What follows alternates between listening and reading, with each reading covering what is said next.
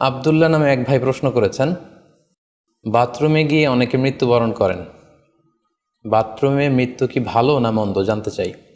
বাথরুমে গিয়ে যদি কেউ মৃত্যুবরণ করে, হ্যাঁ সেটা হতে পারে।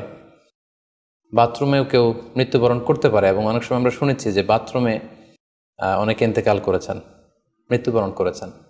এখন এই বাথরুমে মৃত্যুবরণ করা এটা ভালো কি মন্দ, এটা তিনি জানতে চেয়েছেন। আসলে বাথরুমের ভেতরে কেউ মৃত্যুবরণ করলে এটা ভালো মৃত্যু নাকি খারাপ মৃত্যু, এ ব্যাপারে কোনো হুকুম দেওয়ার বা ডিসিশন দেওয়ার সুযোগ আসলে আমাদের নেই। কেননা এ ব্যাপারে ইসলাম আমাদেরকে কিছু জানায়নি।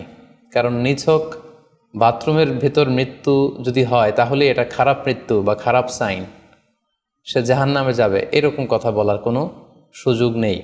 নিছক একটা নির্দিষ্ট জায়গায় কারণ মৃত্যুর কারণে এটা খারাপ মৃত্যু বা ভালো মৃত্যু বলে আসলে কোনো ধরনের সিদ্ধান্তে আসা যায় না। কারণ বাথরুমে নানাভাবে মানুষের মৃত্যু হতে পারে। কেউ হয়তো অজু করতে যেয়ে বাথরুমের ভিতরে মৃত্যুবরণ করেছে, অথবা কেউ গোসল করতে যেয়ে মৃত্যুবরণ করেছে, এটাও হতে পারে। অথবা প্রাকৃতিক কাজ সারতে যেয়ে বাথরুমে তার মৃত্যু হয়েছে। এর কোনোটির ক্ষেত্রেই এই মৃত্যুটি খারাপ মৃত্যু এভাবে কোনো সিদ্ধান্তে আসা যাবে না। সিদ্ধান্তে আসা যাবে এভাবে, অথবা ধারণা করা যাবে, প্রবল ধারণা করা যাবে এভাবে যে সে তার জীবনটা কিভাবে কাটিয়েছে। তিনি যদি ইমানের উপর থাকেন, ইস্তেকামতের উপর থাকেন, আল্লাহ এবং আল্লাহ রাসূলের উপর দৃঢ় বিশ্বাসের উপর থাকেন, তিনি যদি সৎ কর্ম করে থাকেন এই পৃথিবীতে, তাহলে তার বিদায়টা, তার মৃত্যুটা ভালো মৃত্যু হয়েছে বলে আমরা প্রবল ধারণা রাখতে পারি। কিন্তু কে জান্নাতি হবে আর কে জাহান্নামী হবে এ ব্যাপারে শুধুমাত্র আল্লাহ তাআলা ডিসিশন দিতে পারেন। এক্ষেত্রে অনেকে একটি হাদিসের মিস ইন্টারপ্রিটেশনের কারণে এই ধরনের ধারণা করে থাকতে পারেন যে হাদিসটি সহিহ বুখারীতে এসেছে। আল্লাহর হাবিব সাল্লাল্লাহু আলাইহি ওয়াসাল্লাম বলেছেন, ইন্নামাল আমালু বিল খাওয়াতিম, অর্থাৎ মানুষের কর্মফল নির্ধারিত হয় তার শেষ কাজের উপর ভিত্তি করে। তার শেষ জীবনটা যদি ভালো হয় তাহলে তার মৃত্যুটা ভালো হয়েছে বলে ধরা হবে। এ হাদিসের মিস ইন্টারপ্রিটেশনের কারণে অনেকে হয়তো ধারণা করতে পারেন যে বাথরুমের ভেতরে কারো মৃত্যু ঘটলেই সেটা খারাপ মৃত্যু। আসলে ব্যাপারটি এমন নয়। হাদিসে যে বিল খাওয়াতিম বলা হয়েছে, এর ব্যাখ্যা এসেছে যে বিল খাওয়াতিম মানে হচ্ছে মা ইয়ামালুহু ফি আখিরি হায়াতি, সেটা শেষ জীবনে কি কাজ করেছে সেটার উপর ভিত্তি করে তার মৃত্যুটা ভালো নাকি খারাপ এটা নির্ধারিত হবে। অনেকের এমন হতে পারে যে জীবনের শুরুতে তিনি ইসলামকে মানতেন না, আল্লাহকে বিশ্বাস করতেন না, কিন্তু শেষ জীবনে এসে তিনি বিশ্বাসী হয়েছেন, তিনি সৎকর্ম করেছেন এবং সেটার উপর অটল থেকেই তার মৃত্যু হয়েছে। সেক্ষেত্রে আমরা প্রবল ধারণা করতে পারি এবং আশা করতে পারি যে তার মৃত্যুটা ভালো হয়েছে। কিন্তু নিছক বাথরুমের ভেতরে যদি কারো মৃত্যু ঘটে, এই কারণে এটা ভালো মৃত্যু নাকি খারাপ মৃত্যু সেই সিদ্ধান্তে আসা যাবে না। তবে কোরআন সুন্নাহ আমাদেরকে কিছু আলামত বা সাইন দিয়েছে। এই সাইন বা নিদর্শনগুলো খেয়াল করে আমরা বুঝতে পারি যে কারো মৃত্যুটা ভালো মৃত্যু হয়েছে নাকি খারাপ মৃত্যু হয়েছে। সেক্ষেত্রে শুরুতে আমরা আলামাতু সুইল খাতিমা, কারো মৃত্যুটা খারাপ কিনা বা মন্দ মৃত্যু বা মন্দ বিদায় কিনা সেটা আমরা শুরুতে শুনব। সেক্ষেত্রে আমরা যদি কোরআন সুন্নাহর দিকে তাকাই তাহলে দেখব যে কোরআন সুন্নাহ আমাদেরকে জানিয়েছে কেউ যদি আত্মহত্যা করে মৃত্যুবরণ করে তাহলে এটা আমরা বলতে পারি যে এটা একটা খারাপ মৃত্যু ছিল। কারণ আল্লাহ রাসূল সাল্লাল্লাহু আলাইহি ওয়াসাল্লাম ইরশাদ করেছেন, সহিহ বুখারীতে এসেছে, মান কাতালা নাফসাহু বিশাইইন উযযিবা বিহি ইয়াউমাল কিয়ামাহ, যে ব্যক্তি তার নিজেকে যেই জিনিস দিয়ে আত্মহনন করবে বা আত্মহত্যা করবে, কিয়ামতের দিন তাকে সেই শাস্তি দেওয়া হবে। লেটসে কেউ যদি ছুরি দিয়ে স্ট্যাবিং করে তার প্রাণ হনন করে, জাহান্নামে সে কেবল জাহান্নামের ছুরি দিয়ে নিজের পেটের ভেতরে এরকম ছুরিকাঘাত করতেই থাকবে, এটাই হবে তার শাস্তি। কেউ যদি বিষ পানের মধ্য দিয়ে সুইসাইড করে তাহলে জাহান্নামে তার শাস্তি হবে জাহান্নামের বিষ খেয়ে খেয়ে সেই কষ্ট বা শাস্তি ভোগ করবে। কেউ যদি গলায় দড়ি দিয়ে বা ওড়না পেঁচিয়ে গলায় ফাঁস লাগিয়ে সুইসাইড করে তাহলে আল্লাহ রাসূল সাল্লাল্লাহু আলাইহি ওয়াসাল্লামের হাদিস অনুযায়ী জাহান্নামে সে গলাতে শুধু ফাঁস লাগাতেই থাকবে।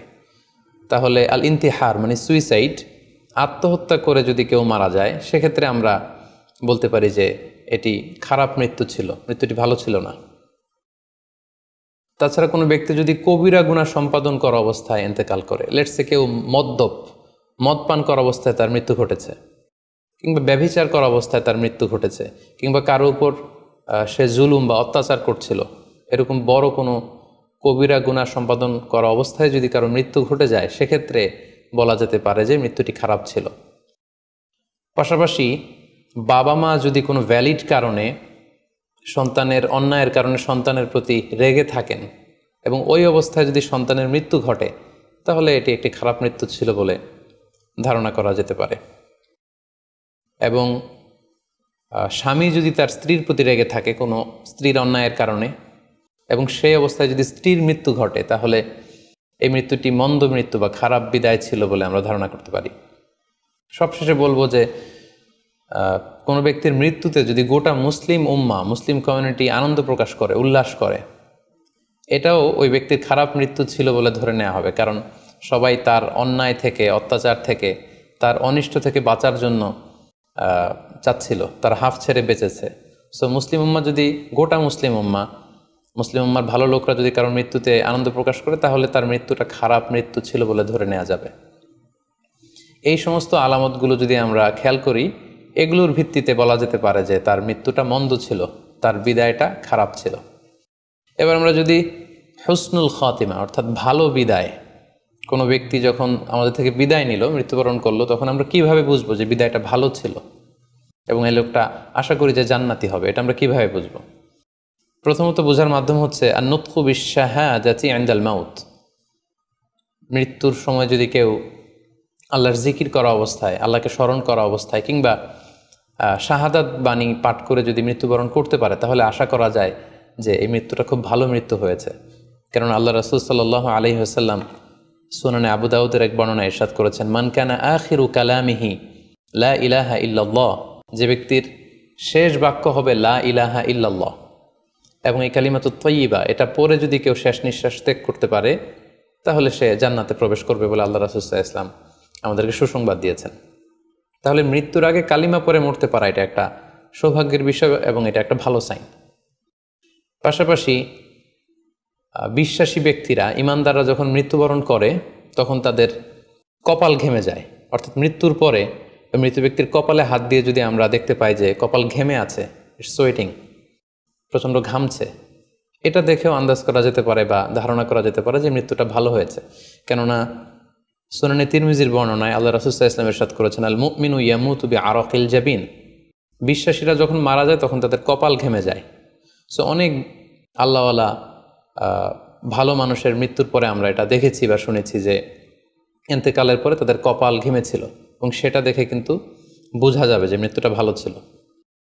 পাশাপাশি জুমার রাতে যদি কেউ ইন্তেকাল করে, বৃহস্পতিবার দিবাগত রাতে, নিঃসন্দেহে সেক্ষেত্রে লোকটার ইমানদার হতে হবে, সৎ ব্যক্তি হতে হবে। সেক্ষেত্রে এটা একটা ভ্যালিউ অ্যাড করবে যে জুমার রাতে সে ইন্তেকাল করেছিল। রমাদান মাসে যদি কেউ ইন্তেকাল করে, এটা একটা খুশনসিব তার জন্য। পাশাপাশি হজের সফরে যদি কেউ, হজের যে দীর্ঘ সফর, এই সফরে যদি কেউ ইন্তেকাল করে, এটা একটা ভালো মৃত্যু বলে ধর্তব্য হবে। পাশাপাশি কেউ যদি জেহাদের ময়দানে শহীদ হওয়ার সৌভাগ্য লাভ করে, নিঃসন্দেহে এটা সবচেয়ে শ্রেষ্ঠ মৃত্যু। আল্লাহ তাআলার কাছে সবচাইতে শ্রেষ্ঠ মৃত্যু হচ্ছে শাহাদাতের মৃত্যু, এবং শহীদের দেহ থেকে গড়ে গড়ে পড়া, মাটিতে পড়া যে রক্তের ফোঁটা, এই ফোঁটাটা আল্লাহ তাআলার কাছে খুব প্রিয়। সো নিঃসন্দেহে শাহাদাতের মৃত্যু এটা পৃথিবীর শ্রেষ্ঠতম মৃত্যু।